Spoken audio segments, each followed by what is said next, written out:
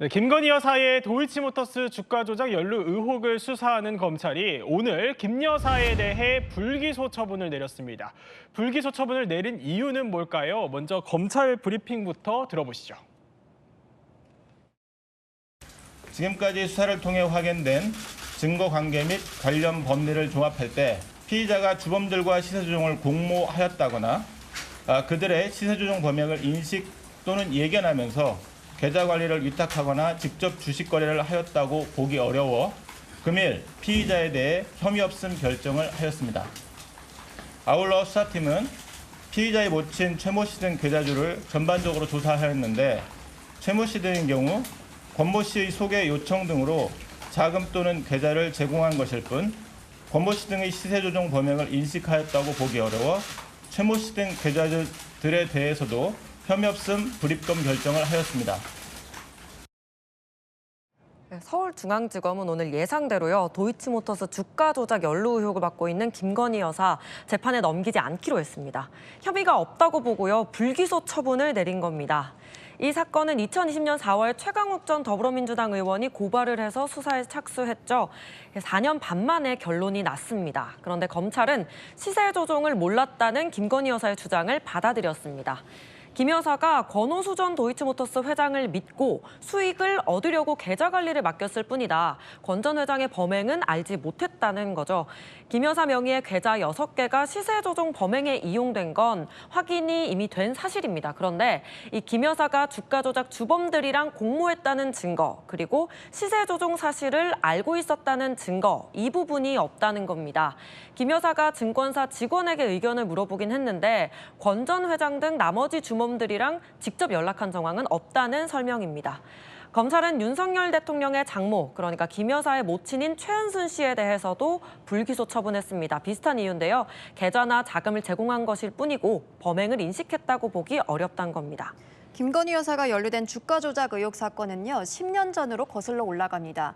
김 여사는 권오수 전 회장이 2009년부터 2012년 선수 등을 동원해서 조직적으로 주가를 조작하는 과정에 돈을 대는 전주로 가담했다는 의혹을 받았는데요. 지난 2010년 11월 1일, 이른바 주가 조작 주포와 선수 사이에 매도 지시 메시지가 오고 가고요. 7초 뒤에 김건희 여사 명의의 계좌에서 8만 주의 매도가 실행됩니다. 1, 2심 법원은 이 거래를 모두 통정매매 주가 조작으로 봤는데요. 김건희 여사는 지난 7월 검찰 조사에서 자신이 스스로 판단해서 직접 실행한 거래라고 진술했습니다. 검찰은 이에 대해 권오수 전 회장이 김 여사에게 주가 조작 사실을 숨기고 단순히 추천과 권유를 통해 매도를 요청했을 가능성이 상당하다고 밝혔습니다. 그런데요, 서 기자, 앞서 도이치모터스 항소심 재판에서는 또 다른 전주 손모 씨가 1심과 다르게 유죄 판결을 받았잖아요. 김 여사와는 어떻게 다른 겁니까? 네, 전주인 손모 씨와 이 김 여사는 계좌를 빌려주고 자금을 댔다는 공통점이 있죠. 손 씨가 유죄라면 김 여사도 기소할 수 있지 않느냐는 지적도 제기됐었는데요.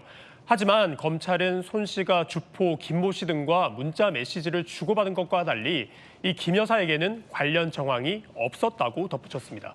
김 여사가 시세 조정 주범들과 직접 연락한 증거나 정황도 없는 만큼 이른바 전주 손모 씨와 달리 방조 혐의도 인정되지 않는다는 겁니다. 또 주가 조작 세력들 진술도 영향을 미쳤는데요. 이들은 손 씨는 주가 관리 사실 알았다고 진술했지만 김 여사는 시세 조종을 몰랐을 것이라고 말했다는 겁니다. 또 손 씨는 전문 투자자였지만 김 여사는 주식 거래에 대한 이해도가 낮은 일반 투자자였다는 점도 고려됐습니다. 검찰은 레드팀, 그러니까 조직 내에서 의사결정을 할 때 의도적으로 반대 목소리를 내는 역할을 부여받은 게 레드팀인데요. 레드팀과 논의한 끝에 결국 불기소 결정을 내렸습니다. 하지만 이 수사 과정을 둘러싸고 비판은 계속 나옵니다. 이 수사가 문재인 정부 때부터 시작이 됐는데 사건을 지휘했던 검사장만 4명이거든요. 수사 초기엔 정권 교체기 속에서 신속하게 증거를 확보하지 못했습니다. 그리고 김 여사 소환 조사가 지난 7월인데 공범들 2심 선고가 임박할 때까지 미루면서 공정성 논란이 일기도 했습니다.